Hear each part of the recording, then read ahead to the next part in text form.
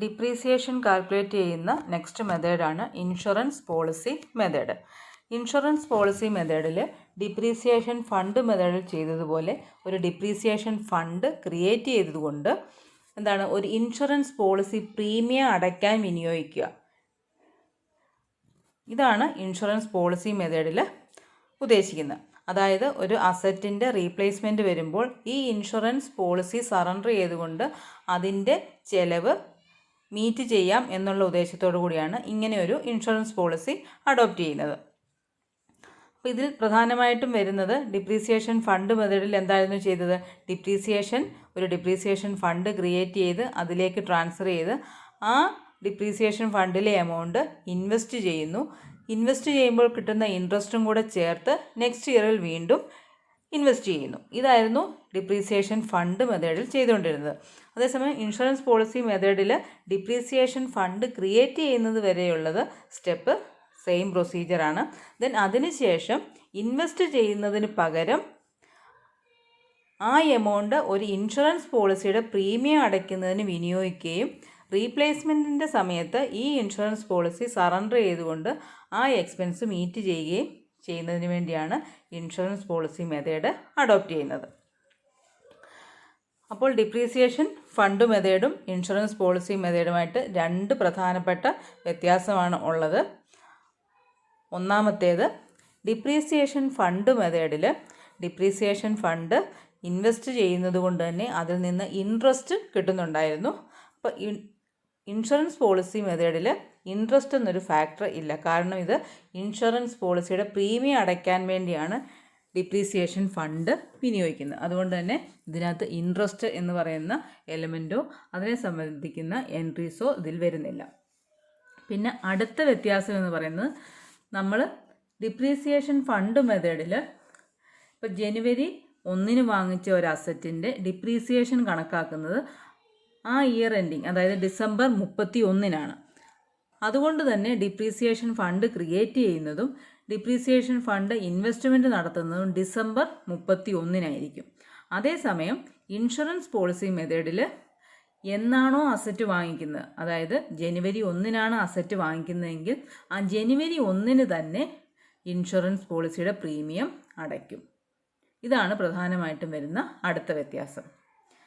Depreciation fund മെത്തേഡിൽ depreciation fund investment നടത്തുന്നത് December 30, അതായത് ഇയർ എൻഡിങ്ങിലായിരുന്നു എങ്കിൽ ഇൻഷുറൻസ് പോളിസി മെത്തേഡിൽ എപ്പോഴാണോ അസറ്റ് വാങ്ങിക്കുന്നത് ആ ഡേറ്റിൽ തന്നെ ഇൻഷുറൻസ് പ്രീമിയവും അടയ്ക്കും. ഇതാണ് നിങ്ങൾ മനസ്സിൽ വെക്കേണ്ട രണ്ട് ഡിഫറൻസ്. ബാക്കി സ്റ്റെപ്പെല്ലാം സെയിം ആണ്. ഇനി നമുക്കൊരു പ്രോബ്ലം ചെയ്ത് ഇത് നോക്കാം. ഇനി നമുക്കിതിൻ്റെ പ്രോബ്ലം സോൾവ് ചെയ്ത് നോക്കാം. ആദ്യം ക്വസ്റ്റ്യൻ ഒന്ന് വായിക്കാം. On 1st January 2007 a lease of premises is purchased for 4 years for ₹5 lakh and decided to make provision for replacement of the lease by means of an insurance policy purchased for an annual premium of $1,20,000. Show the necessary ledger accounts for 4 years assuming that the renewal of the lease costs ₹5 lakh. ഇത്രയാണ് ക്വസ്റ്റ്യനിൽ തന്നിരിക്കുന്നത്. അപ്പോൾ ഇതിൽ എന്തൊക്കെയാണ് പറഞ്ഞിരിക്കുന്നത്? ഇവിടെ asset ലീസിനെടുക്കുകയാണ്, lease amount 5 lakh. പിന്നെ പറഞ്ഞിട്ടുണ്ട് ഒരു ഇൻഷുറൻസ് പോളിസി എടുത്തുകൊണ്ടുള്ള മെത്തേഡാണ് ഇതിനകത്ത് അഡോപ്റ്റ് ചെയ്യുന്നത്. അതിൻ്റെ ആനുവൽ പ്രീമിയം എന്ന് പറയുന്നത് $1,20,000 അപ്പോൾ നമുക്കറിയാം ഈ ആനുവൽ പ്രീമിയം എന്ന് പറയുന്നത് ഡിപ്രീസിയേഷൻ എമൗണ്ട് ആണ്. അപ്പോൾ ഇതിനകത്ത് ഡിപ്രീസിയേഷൻ എമൗണ്ട് ഏതാണ്? ഈ ആനുവൽ പ്രീമിയം എന്ന് പറഞ്ഞിരിക്കുന്ന $1,20,000 തന്നെയാണ്. അപ്പോൾ അതും കൂടെ ഓർത്ത് വെക്കുക. ഇതിനകത്ത് ഇൻഷുറൻസ് പ്രീമിയം എത്ര ആണ് പറയുന്നത് അത് തന്നെയായിരിക്കും ഡിപ്രീസിയേഷൻ എമൗണ്ട്. ഇതിൽ പ്രധാനമായിട്ടും 3 അക്കൗണ്ടാണ് വരുന്നത്. Lease account, depreciation reserve account. Depreciation reserve എന്ന് പറയുന്നത് നമ്മൾ കഴിഞ്ഞ മെത്തേഡിൽ ചെയ്ത ഡിപ്രീസിയേഷൻ ഫണ്ട് ആ അക്കൗണ്ട് തന്നെയാണ്. Then depreciation insurance policy account. കഴിഞ്ഞ പ്രോബ്ലത്തിൽ ഇത് ഡിപ്രീസിയേഷൻ ഫണ്ട് ഇൻവെസ്റ്റ്മെന്റ് അക്കൗണ്ട് ആയിരുന്നു, അത് മാറി ഇൻഷുറൻസ് പോളിസി അക്കൗണ്ട്. അത്രയും വ്യത്യാസമാണ് ഇതിനകത്ത് വരുന്നത്. അപ്പോൾ ആദ്യത്തെ നമ്മൾ പറഞ്ഞു ഇത് ഡിപ്രീസിയേഷൻ ഫണ്ട് മെത്തേഡിലെ പോലെ തന്നെ സൈമിൾട്ടേനിയസ് ആയിട്ട് 3 അക്കൗണ്ടും ഒരുപോലെ പ്രിപ്പയർ ചെയ്ത് പോകണം. ഓരോ വർഷത്തെ ചെയ്തുമാണ് പോകേണ്ടത്. അപ്പം നമുക്കറിയാം ലീസ് അക്കൗണ്ട് എടുത്താൽ ആദ്യത്തെ ട്രാൻസാക്ഷൻ എന്താണ്? അസറ്റ് ലീസിനെടുത്തു. അതാണ് ടു ബാങ്ക് എന്ന് പറഞ്ഞിട്ട് 5 ലാക്ക്. ലീസ് എമൗണ്ട് 5 ലാക്ക് ആയതുകൊണ്ട് ടു ബാങ്ക് എന്ന് പറഞ്ഞിട്ട് 5 ലാക്ക് ഡെബിറ്റ് ചെയ്തു. ദെൻ അവിടെ വേറെ ട്രാൻസാക്ഷൻസ് ഒന്നും നടക്കുന്നില്ല. നമുക്കറിയാം ഡിപ്രീസിയേഷൻ ഇവിടെ ചാർജ് ചെയ്യത്തില്ല. ഡിപ്രീസിയേഷൻ റിസർവ് അക്കൗണ്ടിലാണ് ഇത് ചാർജ് ചെയ്യുന്നത്. അതും കഴിഞ്ഞ മെത്തേഡിലെ പോലെ തന്നെ. അപ്പം നമുക്കറിയാം ഫസ്റ്റ് ഇയർ എന്ന് പറഞ്ഞാൽ ജാനുവരി 1 അസറ്റ് ലീസിനെടുത്തത്. ആ ഡേറ്റിൽ വേറെ ട്രാൻസാക്ഷൻ ഒന്നും നടക്കുന്നില്ല മറ്റൊരിടത്തും. പിന്നെ ഒരിടത്ത് നടക്കുന്നുണ്ട്. എവിടെയാണ്? ആ ഡേറ്റിൽ തന്നെയാണ് ഇൻഷുറൻസ് പോളിസി എടുക്കുന്നത്. ഡിപ്രീസിയേഷൻ ഫണ്ട് മെത്തേഡിൽ ഇയർ എൻഡിങ്ങിലായിരുന്നു ഡിപ്രീസിയേഷൻ ഫണ്ട് ക്രിയേറ്റ് ചെയ്ത് ഇൻവെസ്റ്റ് ചെയ്യുന്നത് എങ്കിൽ ഇവിടെ ഇൻഷുറൻസ് പോളിസി ആയതുകൊണ്ട് ജാനുവരി 1 തന്നെ എന്ത് ചെയ്യണം? ഇൻഷുറൻസ് പോളിസിയുടെ പ്രീമിയം അടയ്ക്കണം. അതാണ് ടു ബാങ്ക് എന്ന് പറഞ്ഞിട്ട് ഡിപ്രീസിയേഷൻ ഇൻഷുറൻസ് പോളിസി അക്കൗണ്ടിൽ ടു ബാങ്ക് എന്ന് പറഞ്ഞിട്ട് ഈ ഡിപ്രീസിയേഷൻ എമൗണ്ട് 1,20,000 ഇൻഷുറൻസ് പ്രീമിയം അടച്ചെന്ന് കാണിച്ചിരിക്കുന്നത്. ഇതിൻ്റെ എല്ലാ എൻട്രീസ് ടെക്സ്റ്റിൽ കൊടുത്തിട്ടുണ്ട്. ഞാനിപ്പോൾ ജസ്റ്റ് ലെഡ്ജറിലേക്ക് എൻട്രി ചെയ്യുന്നത് മാത്രമേ പറയുന്നുള്ളൂ. എൻട്രീസ് നിങ്ങൾ നോക്കിയാൽ മതി. ദെൻ ഇപ്പം ജാനുവരി 1 ട്രാൻസാക്ഷൻസ് കഴിഞ്ഞു. ഇനി എന്താണ് വരുന്നത്? ഡിസംബർ 31 അടുത്തത് വരുന്നത്. ഏത്? ഡിപ്രീസിയേഷൻ്റെ ട്രാൻസാക്ഷൻ. അത് ഡിപ്രീസിയേഷൻ റിസർവ് അക്കൗണ്ടിൽ by profit and loss account എന്ന് പറഞ്ഞിട്ട് ഇവിടെ ഡിപ്രീസിയേഷൻ എന്ന് കാണിച്ചാലും തെറ്റില്ല. ഇതിനകത്ത് ഈ മെത്തേഡിൽ കാണിച്ചിരിക്കുന്ന പ്രോഫിറ്റ് ആൻഡ് ലോസ് അക്കൗണ്ട് എന്നാണ്. അതുകൊണ്ട് ഞാൻ ഇങ്ങനെ അങ്ങ് പറഞ്ഞു പോവാണ്. By profit and loss account എന്ന് ഡിപ്രീസിയേഷന് എമൗണ്ട് ഇവിടെ കാണിക്കുക. ദെൻ ഈ വർഷത്തെ എല്ലാ ട്രാൻസാക്ഷനും കഴിഞ്ഞു. അതുകൊണ്ട് ഈ എല്ലാ അക്കൗണ്ടും ഈ വർഷത്തെ ക്ലോസ് ചെയ്യുക. ഈ വർഷത്തെ ക്ലോസ് ചെയ്തുകൊണ്ട് ബാലൻസ് ബ്രോട്ട് ഡൗൺ ചെയ്യുക. ബാലൻസ് ബ്രോട്ട് ഡൗൺ ചെയ്യുമ്പോൾ അസറ്റ് ലീസ് അക്കൗണ്ടിൽ എന്താണ്? പ്രത്യേകിച്ച് ഒന്നും സംഭവിക്കുന്നില്ല. അതേ എമൗണ്ട് തന്നെ ബ്രോട്ട് ഡൗൺ ചെയ്യുന്നു. അത് അടുത്ത 2 വർഷങ്ങളിലും അത് തന്നെയാണ്. പിന്നെ ലാസ്റ്റ് ഇയറിൽ മാത്രമാണ് അവിടെ വ്യത്യാസം വരുന്നത്. എന്താണ്?